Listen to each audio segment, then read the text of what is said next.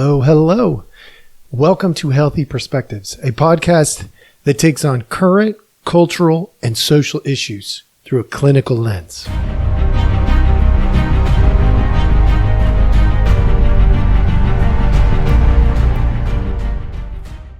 Hello, hello. All right. Welcome back. For those of you who are joining us for the first time, thank you. We know you've got lots of options out there, and we are glad you have chosen this as one of them. Today, I am going to bring you a controversial issue. Okay, I'm going to do it in a way that I haven't been hearing people do it, but it's because I care. Okay, I give a crap about you. I want you to understand what's happening in the world around you to the best of your ability, and this may help some of you do that. Your tip of the day today is we have been trained to look for what we want instead of what's best. You have been trained. I was trained. I have had to undo the training. Look, as a mental health professional, which is what I do for a living, one of the things I find myself doing more than just about anything else is creating a counter narrative to this cultural crap that you're being fed. I often have to do that, like almost every day, maybe every day. And I'm going to do that again today. Okay. You have been trained. You have been operantly conditioned to look for what you want instead of what is best. And today we're gonna detail that out for you. Hard things. You've been taught that hard things, you should move in the opposite direction. Go away from hard things. But let me tell you what this looks like in practical application. Delayed gratification gives way to immediate gratification. Hello, drug epidemic that we've been seeing. Hello, marijuana being legalized in most of the states. Immediate gratification is easy. Delayed gratification is hard. Purpose gives way to comfort. I don't need a purpose. I need to feel comfortable right now. So we let go of our purpose. Resilience gives way to avoidance. We shouldn't have to work so hard to get what we want. Resilience gets sidelined. Avoidance takes over. Love gives way to hate. Because hate is easy. Love is hard. Love requires us to be in the zone of being hurt. When we love deeply, we can be hurt deeply. But when we hate, that's easy. Anybody can do that. The current trends, I'm going to switch this up. I'm going to turn it a little bit more cultural to get to my point. Open borders, easy. Pretending everyone can have their own reality, easy. Being told to die when you speak a message of unity, that's hard. By the way, folks, you may be thinking I'm talking about somebody there that you are absolutely incorrect about. That happened to me. And I don't speak about hate in the sense of like trying to convey, you should hate this thing. You should hate this person. I don't do that. I do everything I can to promote love and care, respect, relationship growth, individual growth. And, getting told I should die. I mean, it happened.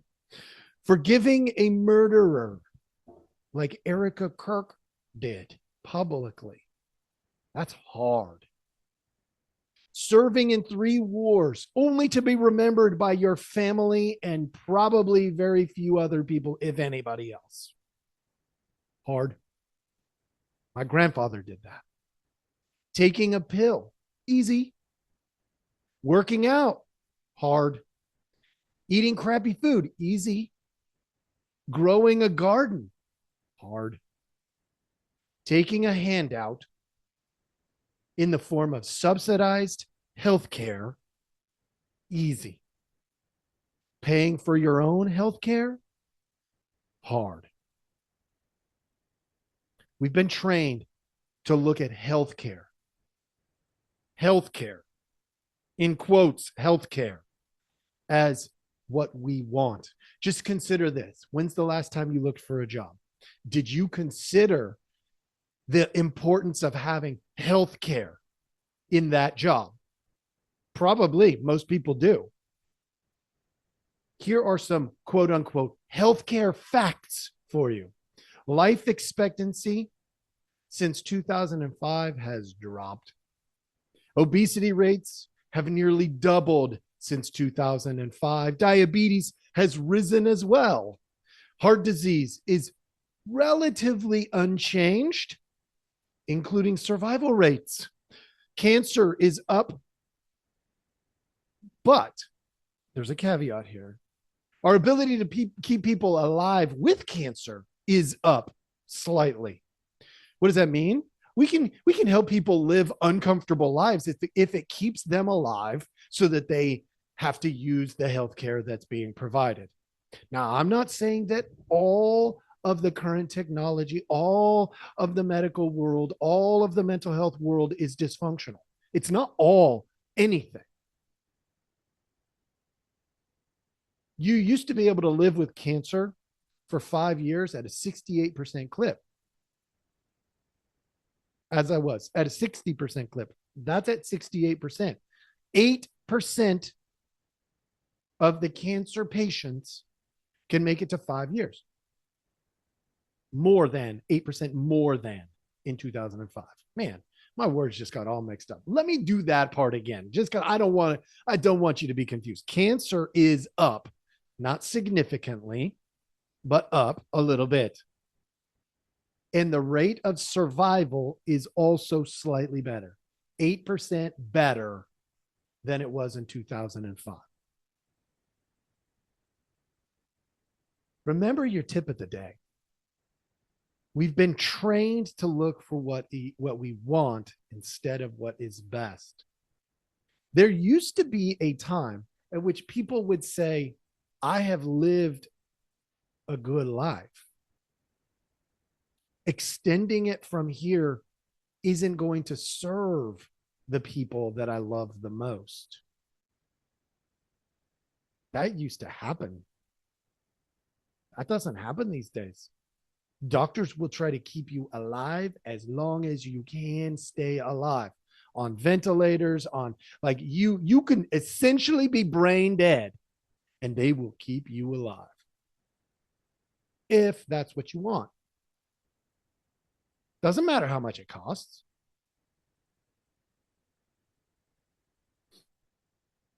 What is best? What do you want? What is best? Eat, sleep, and exercise well. That's healthcare. That gives you purpose and responsibility and agency. What do you want? Pills and access to a doctor who's probably not even willing to tell you, you need to get your crap together. You need to go eat right and you need to exercise better. Instead, they'll say, well, here's a pill. This might help. Folks, this healthcare debate, this shutdown that's going on right now is highlighting how dysfunctional our system is.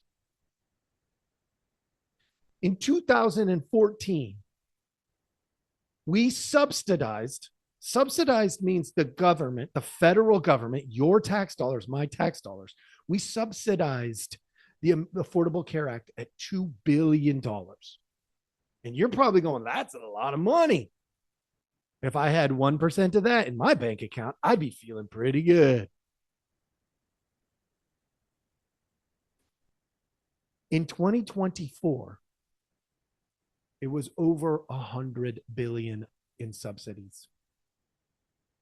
It has gone up $98 billion or more Some numbers look like it's going to be around 160 billion right now. But I'm being conservative. If it's at 100 billion, that is a massive increase in what? In tax dollars being spent to provide people, quote unquote, health care that takes life expectancy and makes it worse. Obesity rates almost double. Diabetes is on the rise. Heart disease is relatively unchanged, including this. We're not making progress. And we're spending billions and billions more. Now, I'm not here to say I have all of the solutions. But what I can tell you is that the system set up the way that it is right now doesn't work. It doesn't work. It is not improving health. And if you're going to call it health care, it should at least make health better. And it's more often than not doing that.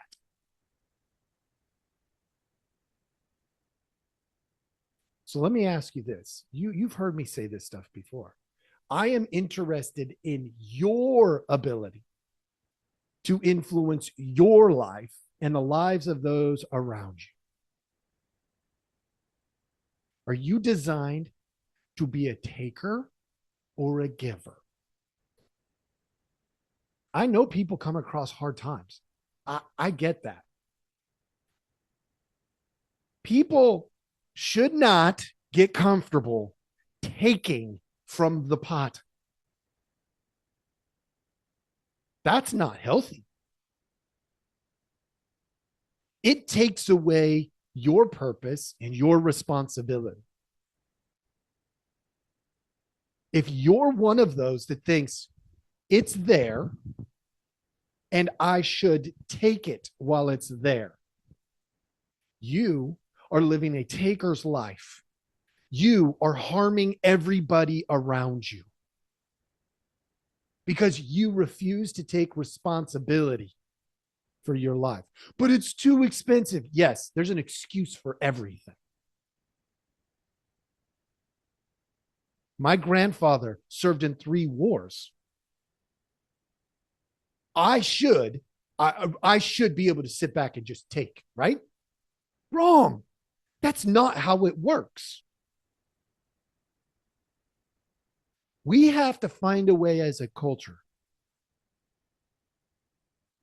to improve our personal responsibility to the whole. When you go camping, do you leave your garbage at the campsite or do you pack it out? If you leave it, you're a taker. If you pick up trash along the way, you're a giver. If you clean up your own mess, you're neutral. If you provide for yourself, you're neutral.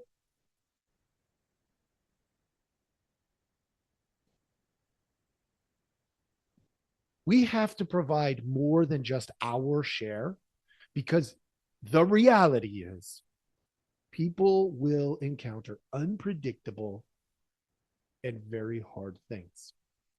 And we have a responsibility to our community to love them through that. And if they take it and don't show the respect of providing it back when they can, that's a problem. Abraham Lincoln, y'all know the story, I hope. Abraham Lincoln, he borrowed money from a friend, went bankrupt by the end of that year, and spent 17 years paying it back. And by doing so, he learned how to manage a budget and be responsible. And the result of that was you and me winning. He lost all that money, but he paid it all back. And when he was the president, when he went into the office, we had a national debt. When he got murdered, we did not have a national debt. He became a giver. He took, but he didn't take saying, well, I could always declare bankruptcy and just wash my hands of it. He said, even if I declare bankruptcy, I am going to pay this back. And he did. We need more people like that. Because in doing that, what we do is we take responsibility to do our part. And not only that, it improves our sense of purpose. We're doing something. We're creating something. This shutdown that's going on right now, it's not about healthcare. They keep telling you it's about healthcare. It's not about healthcare. It's about ownership and responsibility. It's about doing the right thing instead of the easy thing. It's about how are we going to create a system that allows us to take care of those that are in need and actually improve health. It's about much bigger things than healthcare. Who's getting rich off of the subsidies? Let's be real. Pharmaceuticals and insurance companies. Because it isn't you and me. We know that. Is that what you think is the most important thing in the world? I mean, I think I made a pretty good case. We're not healthier because of it.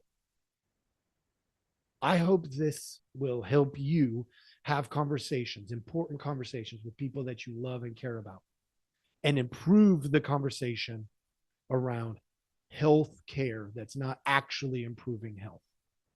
Thank you so much for joining us. Please like, subscribe, follow, do all of those things, and we'll see you next time.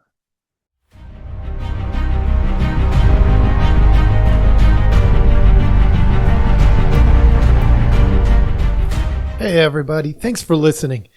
We appreciate our audience a lot, so we give you some simple ways to track us down. Please like, subscribe, and follow all the podcasts on different platforms, but you can also email us at healthyperspectives@protonmail.com, or you can check out our website at healthy-perspectives.com/podcast. It's a backward slash. So if you want to go to our landing page, if you go to healthy-perspectives.com, you'll still find us. You just got to click on the podcast button. Thank you so much.